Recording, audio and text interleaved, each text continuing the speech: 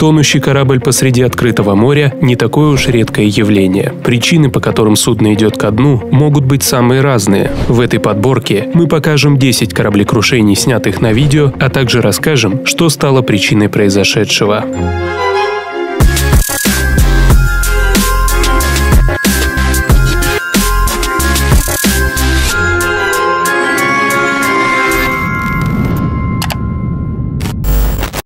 3 марта 2017 года у берегов Шотландии затонуло небольшое рыбацкое судно Ocean Way. В корпусе образовалась пробоина, и внутрь начала поступать вода. По словам одного из рыбаков, по дну лодки что-то ударило. Однако точная причина крушения станет известна после расследования. Почти 1,5 часа команда, состоявшая из 5 человек, пыталась откачать воду из трюма. На помощь им были отправлены вертолет и катер береговой охраны. Когда стало очевидным, что насосы не справляются с потоком, экипаж покинул судно, и через минуту Ocean Way затонул. Никто из людей не пострадал.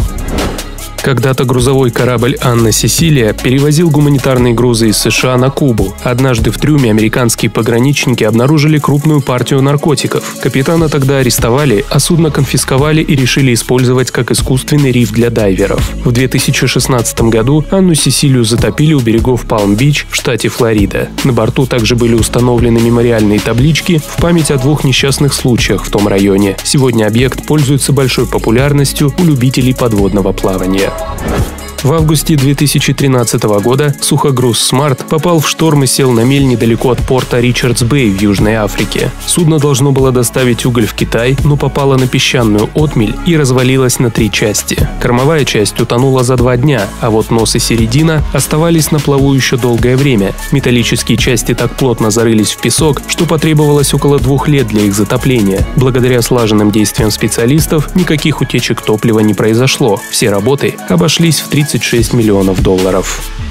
Турецкий балкер Atlantic Confidence затонул в 2013 году в Аравийском море. На борту в том числе находилось 30 тонн стальных конструкций, предназначенных для строительства аэропорта в Омане. Причиной крушения стал пожар в машинном отделении. На помощь судну отправился вертолет, танкер и военный корабль. Когда они прибыли, экипаж, состоящий из 21 моряка, уже пересел в спасательные шлюпки. Балкер затонул только на следующий день. Суд посчитал, что корабль затопили специально для получения страховки.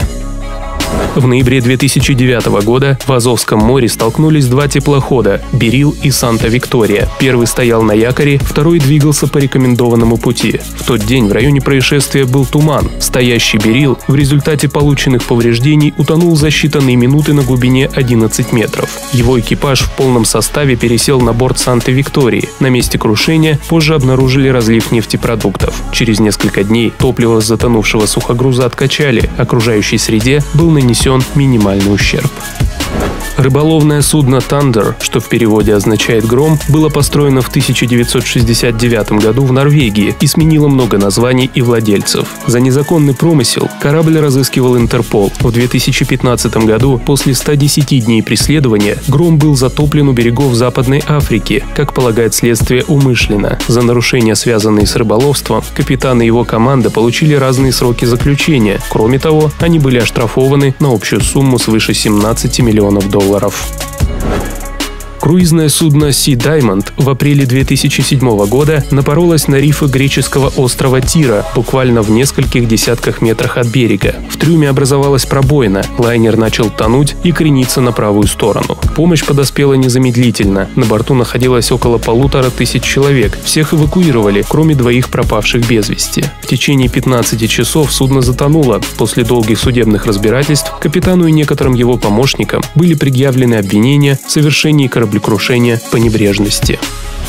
Сахалинский траулер «Капитан Болсуновский» затонул в Беринговом море в мае 2012 года. Причиной крушения стала пробоина в районе левого борта, которая образовалась после удара о льдину. Траулер был не приспособлен для работы в ледовой обстановке, но при этом оказался в небезопасном районе. Экипаж состоял из 91 человека. Никто не пострадал. К месту быстро подоспела помощь. По решению суда капитана оштрафовали на 140 тысяч рублей. Также компания-судовладелец получила приличную страховую выплату.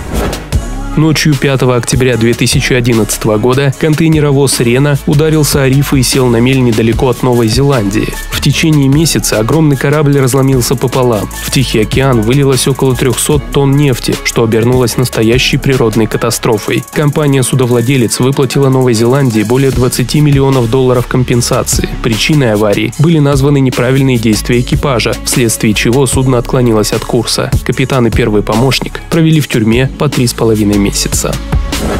В августе 1991 года греческий круизный лайнер «Океанос», совершая очередной рейс, попал в сильный шторм у берегов ЮАР. Высота волн достигала 9 метров. Предположительно, из-за некачественного ремонта в корпусе образовалась небольшая пробоина. На судне пропало электричество. Ряд систем вышел из строя. Вода хлынула в каюты через канализацию. По счастливому стечению обстоятельств всех пассажиров и членов экипажа, а это 571 человек, удалось спасти. «Океанос» ушел на дно примерно за 18 часов.